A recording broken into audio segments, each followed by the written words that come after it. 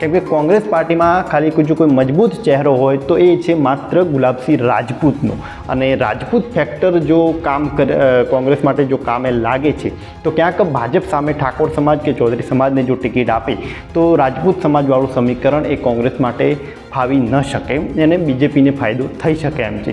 એટલે આ બધા કારણો છે કે કોંગ્રેસમાં કોઈ મજબૂત હવે ચહેરાઓ નથી જેનો ફાયદો ભારતીય જનતા પાર્ટીને થઈ શકે એમ છે.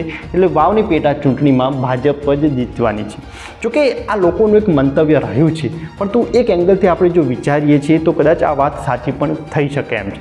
કેમ કે ગુલાબસિંહ રાજપૂત જ એક એવો ચહેરો છે કે જે કોંગ્રેસમાં જે એક સ્ટ્રોંગ નામ ધરાવે છે કે એમને કદાચ ટિકિટ મળી શકે એમ છે. પણ રાજપૂત સમાજનું એટલું વોટિંગ નથી, પ્લસ કદાચ જ્ઞાનીબેનના કારણે ઠાકોર સમાજના વોટ ચોક્કસ મળી શકે એમ છે. પણ જો સામે જો ભાજપ કયું સમીકરણ વાપરે છે, ચૌધરી સમાજને ટિકિટ આપે છે કે પછી ઠાકોર સમાજને ટિકિટ આપે છે, એના આધારે ક્યાંક બીજેપી પણ ફાવી શકે એમ છે.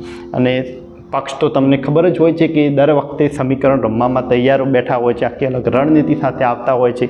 એટલે જો કોંગ્રેસ જો ગુલાબસિંહ રાજપૂતને ટિકિટ આપે છે તો કદાચ પૂરેપૂરી સંભાવના કહી શકાય કે ભાજપ જ જીતી શકે એમ છે.